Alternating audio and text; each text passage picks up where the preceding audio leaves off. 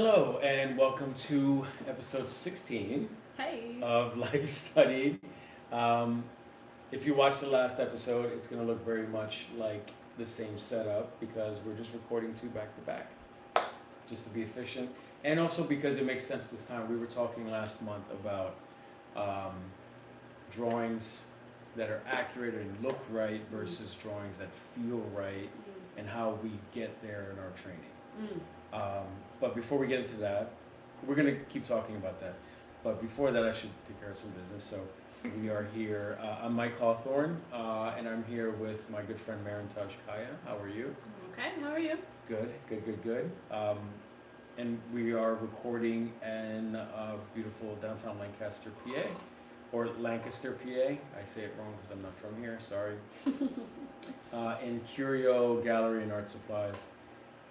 Which I will put a link in the description for their site. They're really, really awesome. It's an art supply store and gallery. Yeah, they have a new exhibit up now. Yeah, it's awesome. Yeah. I love this place so much. The couple, Matt and Nicole, that run it are wonderful, wonderful people. They're both artists. So if you need art supplies and you're not sure where to begin, check in with them. They will quite literally walk you through it. You won't have to worry about some email prompts or customer service like AI nonsense. So I'll put a link to their site. They do special orders if you can't make it down here. If you're in the area, you should just come in. It's a great shop. It's a great spot. And we're also thankful to the folks at Blackwing who give us pencils to draw with. They're my favorite. This is my personal favorite, the Blackwing Natural. And I'll also put a link to their site so you can order stuff if you want.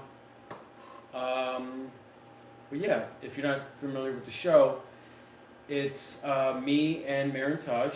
Mairin-taj is a professional artist and model, and so she poses while I draw badly, usually.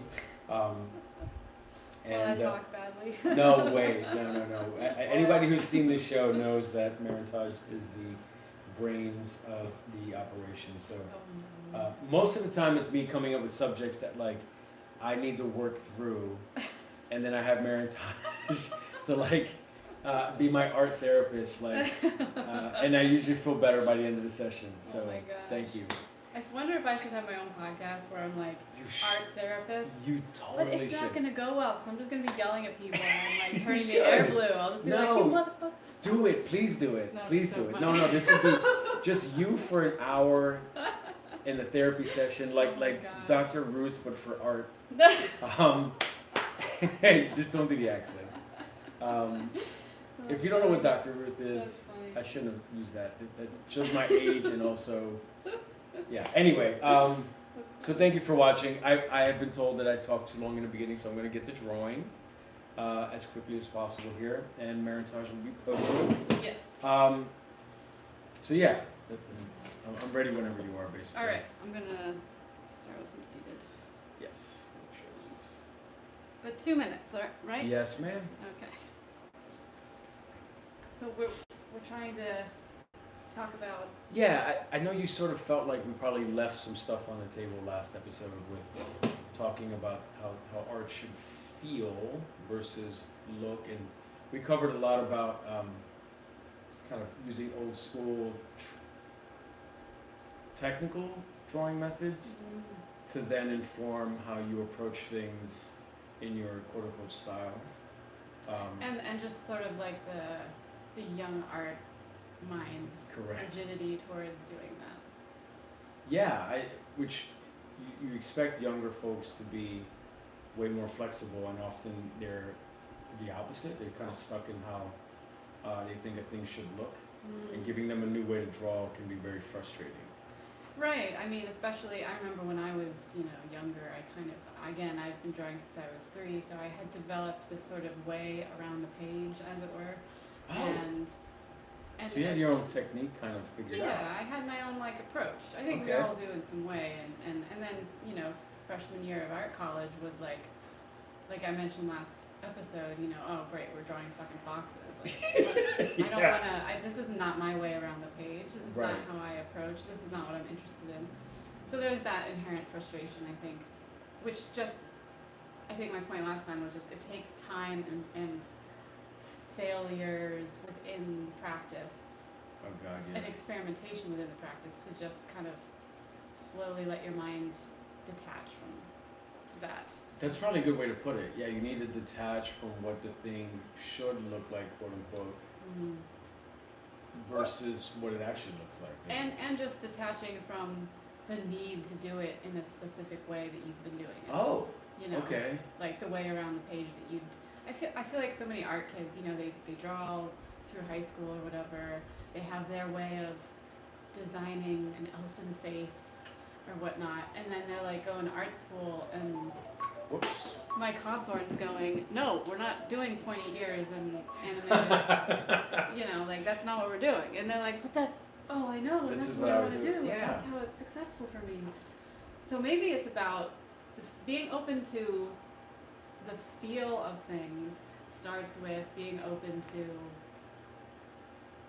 I had a way to phrase this and I forgot it. Oh no, But well like, I'm also asking you to multitask with me. yeah. Timing the pose Timing, and posing. posing. All I'm doing is drawing. You have to like both pose, hold the pose and do all the timing stuff. So that's not fair. I'm sorry.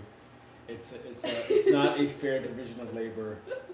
I'm sorry. So whatever that gem was going to be, I don't know. Well, I think something you said in there though is like really important because it hadn't occurred to me. I'm sort of looking at it as in here are the techniques. They're probably weird to you because you haven't done them. Uh-huh.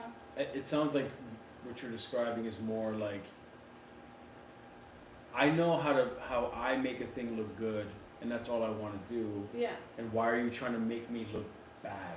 Yeah. Maybe that's. I think that happens all the time with specifically with art students, younger art ones. Yeah. Because I think that's the rigidity, that's the resistance. Because if they start doing, you've seen it too, like if they start doing something in a different way that you're trying to teach or someone else is trying to teach, it, as anything is that you're not practiced at, it looks crappy. Yeah. And of course, to a young art mind, like you want to prove yourself, you want to be good, you want to look good. You want a teacher to be like, oh, you're good. You're a genius. Yeah. Oh my God, I've been waiting for you Yeah. all these years. Where have you been? You will be my protege. Yeah. You are the chosen one. Maybe that's it. I think Holy so. shit. I think so. You're so smart. So that's the deal. It's that I'm asking them to look bad. Yeah, and no one wants to do indirectly, that. I don't think it's like well, maybe some people see it as a personal attack, but I think it's just this general, art is uncomfortable, and so Yes. you want to find a way to make it comfortable, meaning beautiful, meaning, oh, this is good, this looks great. Especially since we're asking them to do it in public. Yeah, it's a group session, group setting, you're drawing and you're learning with students elbow to elbow, and Oh, you God. can see what they're doing, and you can see when people are frustrated, and you can feel when people Yeah. are frustrated. I mean, we have students who start crying and then Yeah. they try to hide it. Yes, You know, absolutely. It's a man. it's a vulnerable setting for sure. Yeah, you're absolutely right. Because I don't remember. I think I had a writing buddy that talked about being in a class, and the students often don't want actual crit. They just want to be discovered. Yes. You know what I mean? Yes. That is so true. Oh my goodness. They're just like quivering with, oh God. Wait till he reads this and sees I'm amazing. Yeah, and please let it not be the opposite. Yeah, You know? yeah. I mean, I as a student and as an art model in school and in private art groups myself, I've seen, you can just see like the hope of the beginning of a crit, and then as soon as there's anything, it doesn't have to be negative or mean, No. just anything constructive, and it just like there's this crestfallen, Yes. this isn't going the way I hope. Yeah. You know. Yeah. That's incredible because I came into art school I had no point of reference, right? I was kind of an inner city Sure. poor kid. Yeah. And drawing was like everything else, there was this sort of tradition of battling, right? Yeah. Like everything was a combat sport. You couldn't just draw. It had to be like, oh, you draw well. Yo, my friend up the street draws better. You should battle. And so. Oh my God, I had that too. Yeah. So there was a more like kind of, I don't want to say competitive, but it was like kind of a, you were used to the shit talking basically. And so when I went to art school and art professors were mean, I was just like, well, you know, this is normal. Yeah. And battle mode. Yeah. And I was always struck by like, there was some student that left. We had a program like in Rome, and I'm not going to name check because I don't want to embarrass anybody. I think it was just a hard time for him. And he was in the Rome program and left because the professors were just kicking his ass. You know, it was just too much. Yeah. Probably also just being away from home also. Oh, sure, yeah. And I remember just being dumbfounded. Like, what? Like, why would you let anybody push you out of a thing that like you want to do? Yeah. And I was kind of insensitive to the fact that, you know, this is genuinely really hard for some folks to do. I had a crit once where the professor, this is the crit. I did this painting and it was like the biggest painting I ever did. It was, I want to say it was 12 by 8. And I got it in my head that I was like, I was going to draw, or rather paint, and this is all oils. So covering a canvas that big in oil was a nightmare.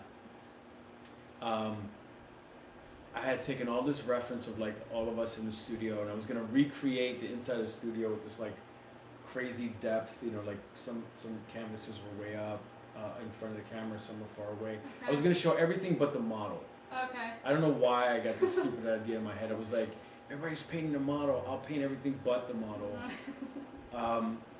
And I did this. The bravado. I was so full of shit. And I did this painting, and the crit was, and my professor she was amazing. I genuinely think she's a genius. She's been in the Philadelphia Museum of Art. Like this is not a bum just kicking my ass. But she said, and there was another professor who was very technically oriented, and they both were big figure painters. And she says to me, this is the entire crit, she says, don't show this to Chuck, he'll say I ruined you. That was the crit. And so, and the thing is, it stuck with me, but I wasn't particularly hurt. Yeah. And I guess my point was like, I think if you're willing to do shitty work and be embarrassed in public, then that probably bodes well for you in the long term. Yeah. Because it shows your willingness to like, you know, swing for the fences, but also like if you miss, then you take the loss and you try again. Yeah. I don't know where I was going with that, but the crit thing, I guess, the idea of like I'm having an epiphany, the idea of like a public display of like embarrassment might be holding a lot of students back. I think that's part of it too. Yeah, I mean, I feel like. By the way, do you want to switch to longer poses? Sure. We did like 4. Yeah, do 5s. Okay. I think part of it might just be, you know, a personal,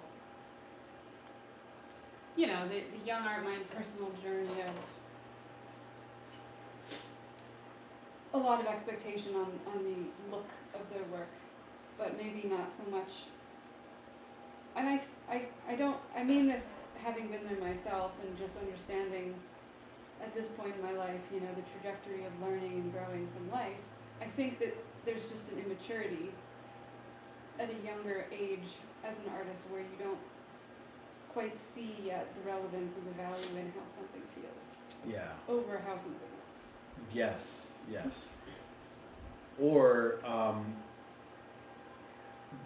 you maybe put too much emphasis on how it feels in terms of like, well, this is how I draw a thing. Yeah. Right.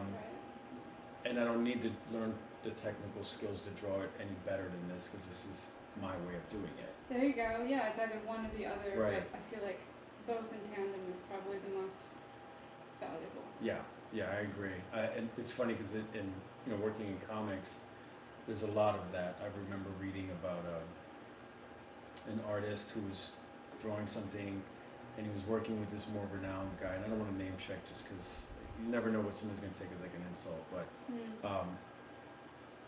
he was struggling with hands, surprise, surprise, and the more renowned artist came over and he says, "There's nothing wrong with that hand. That's a so and so hand, meaning like that's your style of hands." Oh yeah.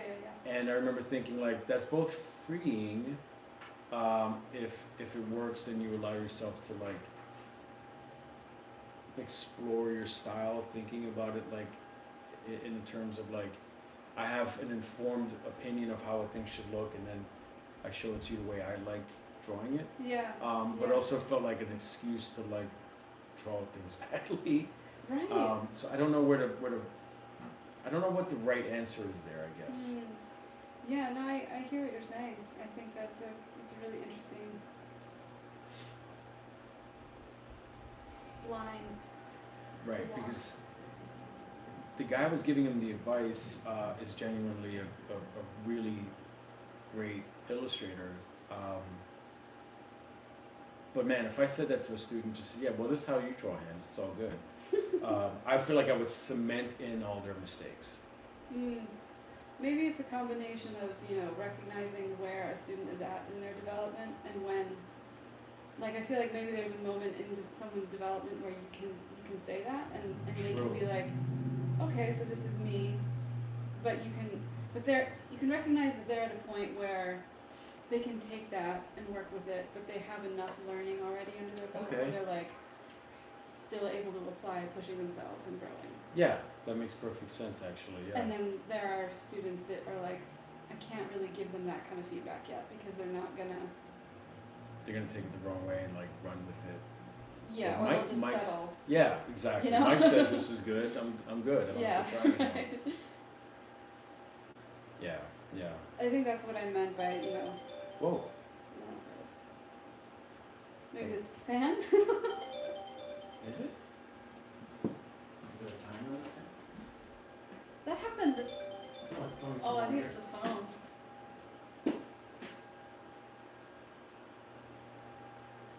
Oh, it is a phone. Yikes. I didn't realize it was a phone back here. Yeah, that happened last time, I think. Yeah. Well, it is a store. I should probably remind everyone we are working in an actual art store / gallery. So you're going to hear stuff. We're also downtown Lancaster, so you're going to you might hear trucks or people or stuff just happening in general. But that's the life of an artist. So deal with it. But I think that's what I meant by the maturity of an artist. Yeah, in my mind. yeah. It's like, there's a point at which they start to see enough of themselves in the work and go, okay, this is something I need to push and learn and grow, but I also like what I'm doing here. Right. I don't know when that point is. I'm sure it's different for everybody, but Did you feel like that was a conscious thing for you? Like you hit a point where you go, okay, this is it? Or did it just sort of creep up on you? I probably had many points, various milestones at Right. which I was prepared finally to see something I needed to see in order to step forward in my work. And I think that, I guess with my next idea is that, and to any artist listening who's, maybe a mid-career artist or kind of has a sense of themselves more now and doesn't really consider themselves an active student, I think the trick for us is still to look at our work and step back and be a little bit walk that line of like Right. being critical but also being like, but this is me in the work, Yeah, I feel you know. if I have an Achilles heel, I feel blind to that. Like I remember saying to some friends, like, I don't think I have a defined style. And this friend of mine chuckled. He's like, dude, I got news for you. Yeah. Right? So I just, I think because of training so much, Yeah. I don't recognize that I have a way of doing a thing. Yeah. It's hard to recognize. Yeah. And that also means the mistakes. There's a perfect example. We're also across the street from the police station. So it's not that there's a lot of crimes afoot.